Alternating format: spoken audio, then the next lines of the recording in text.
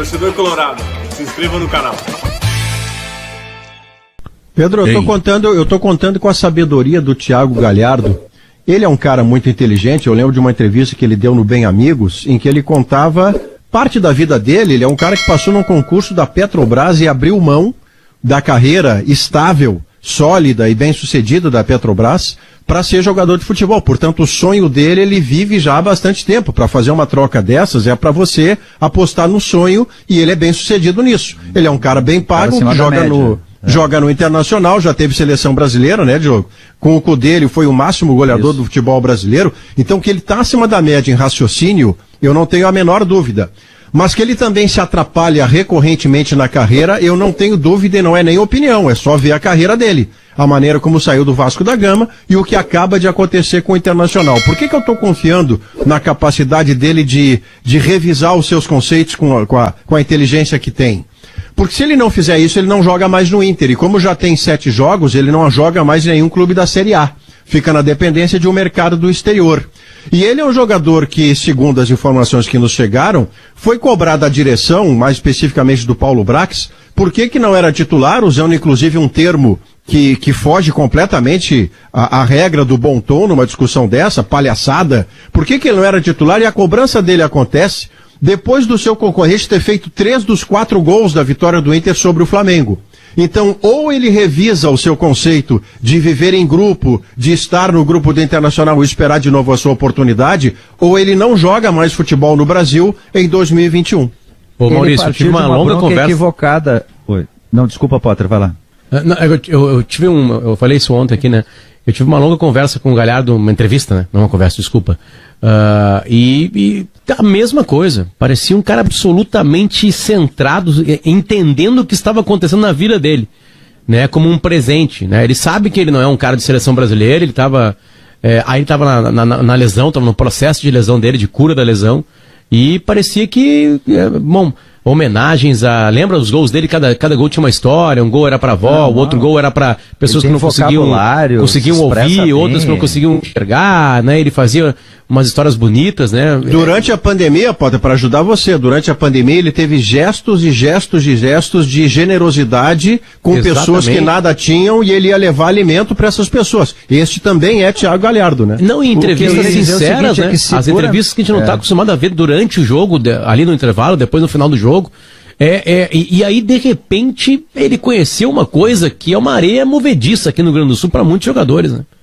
Ele conheceu, desculpa, isso tá espalhado por tudo, né? Ele conheceu a Lua rio-grandense, né? A Lua rio-grandense, ela é uma criptonita. Ela é uma criptonita. Se o cara não tem força, ele se perde, porque na Lua tem um monte de pedra, tem um monte... E assim muitos talentos se perderam. É uma pena, é uma coisa estranha. Ele tem filho, acho que ele tem 2 filhas. Ou um filho e uma menina, um menino e uma menina. E aí ele fala, eu jogo por eles, eu ganho dinheiro por eles, é para eles que eu faço tudo, sabe? Ele é solteiro, né? De repente, aparentemente foi isso aí que fez. E aí o grupo começou a ver. O grupo começou a ver. Esse é o problema. Assim, claramente ele, enfim, é um cara diferenciado. A entrevista dele, o vocabulário até é outro, ele não repete palavras, ele tem raciocínios diferentes, ele faz analogias de diferentes e tal. Mas eu acho que pegou muito, isso pra mim tá claro também nas apurações de todos nós, os bastidores, que ele queria ter saído lá pro Al Hilal da Arábia Saudita, e o Inter acabou não vendendo ele. Ele chegou até a se despedir, limpar gavetas e tal. Tu lembra o que aconteceu, né? Ficou com a pressão de rede social lá, dos torcedores lá, que queriam um Gabigol. Não, e aí o clube existe. O que eu digo, Potter, é que ele põe isso na conta do Inter, assim, na verdade, né? Não fui vendido e agora estou na reserva. O problema é que a culpa não é do Inter por ele não ter sido vendido. O clube saudita, ele não entregou garantias bancárias. Como é que tu vai vender um cara se tu não sabe se vai receber? Não foi culpa do Inter, foi do clube árabe. Então ele não foi vendido por isso. O que eu apurei, e o Pedro trouxe essa informação no domingo, e aí eu consegui alguns detalhes a mais, tá? De como foi o episódio. Foi num corredor que dá acesso ao vestiário, e ali tem, se não me engano, departamento médico, fisiologia, enfim. E o Paulo Brax passou, e a cobrança dele era de, usando um termo, vai seguir essa palhaçada. Por quê? Porque ele ficou no banco no domingo, e ele questiona o Paulo Brax se ele ficaria no banco o jogo todo também contra o Fluminense, assim como havia ocorrido no Maracanã. O agravante, além de toda a insubordinação, é de que isso foi testemunhado por alguns jogadores que estavam ali próximos.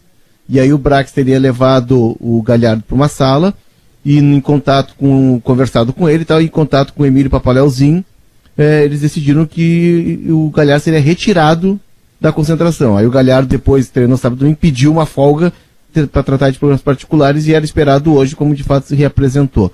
A questão é que não é de hoje que esse comportamento do Galhardo e que esse perfil dele mais individualista tem incomodado a direção e também lideranças do vestiário.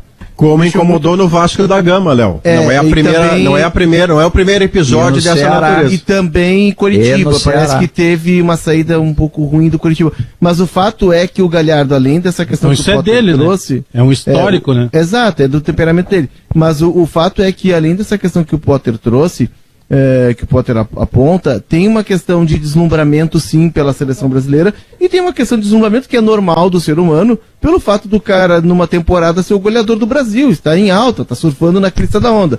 E aí ele não segurou. Anos? Ele não se fosse um menino de 23, eu concordo contigo. Aí ele não segurou, né, Diogo? Não, mas... Então passa, olha só para completar, Bagé, passa por um pedido de desculpas não só à direção, mas também ao grupo de jogadores, um retorno dele. Eu acho complicado. O mercado para ele está muito fechado, né? Falou-se em China, mas a China, os caras estão vindo da China, né, Guerra? E aí o mercado árabe que não apareceu. Eu acho que ele não vai sair para o exterior, até porque, né, os árabes andaram perto, mas não pagaram. A China tem isso que o Léo está dizendo.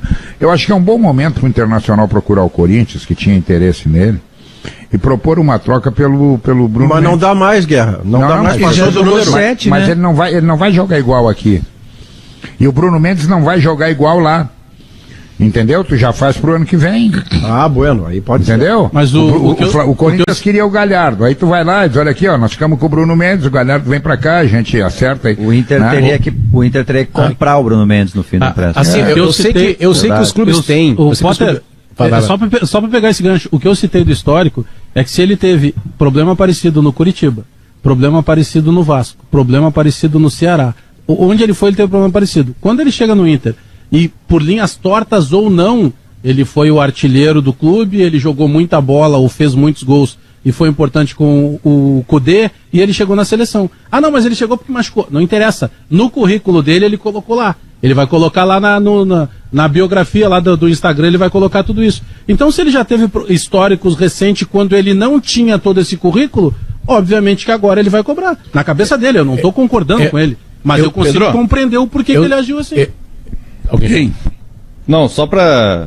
como mudou a pauta aí, eu preciso me despedir, porque é hora de ir lá pra piscina, pro almoço, tá? Porque depois a gente vai lá pra Arena Pantanal pra montar o pessoal, fica tudo pronto, sabe como é que é aquela coisa? Então, muito obrigado pela oportunidade, no restaurante viu? Cristal, não? O almoço é no restaurante Cristal, não? Não, agora é serinho, agora o bicho é dureza, né? Tem que botar a rádio no ar, agora não dá. Depois do jogo, o jogo é 7, 10 horas tu tá fora, vai na Cristal. Lembranças do Helmut, lá de Lucas do Rio Verde, que é especialista na área. Um monte de gente especialista mandou na rede social agora, viu? A perguntinha. Valoriza essa diária. Pergunta aí pro teu amigo esse aí que te mandou mensagem, aceita cartões? Cartão, gente, obrigado. Tudo. Até vale restaurante. O Campaz chega à meia-noite, por volta aí da meia-noite, madrugada, enfim, dessa quinta-feira, para assinar o contrato amanhã e ser jogador do Grêmio a partir da próxima semana, tá? Tá próxima e voltamos na programação da Gaúcha. Um abraço, pessoal. Abração. Potter, esse vai pagando o que eu ia falar, eu sei que os clubes já têm isso e que os melhores treinadores do mundo têm isso como particularidade deles, né? Nenhum dos grandes treinadores do mundo não tem isso como virtude, que é o entendimento psicológico do grupo, né? Eu fosse um clube de futebol, eu faria eu não sei como é que se chama, um monte de psiquiatra, ou psicólogo ou psicóloga. Junta psicológica. Deve ser junto assim, né? Perto. Psiquiatra eu sei que é por causa da médica, né? Porque, vamos lá, qual é o principal problema do Thiago Galhardo? Cabeça. Qual era o principal problema aqui, sei lá, pegar um jogador mediano, Marcos Guilherme aqui no Inter? Cabeça. Qual é o principal problema do Jean-Pierre? Jean-Pierre, cabeça.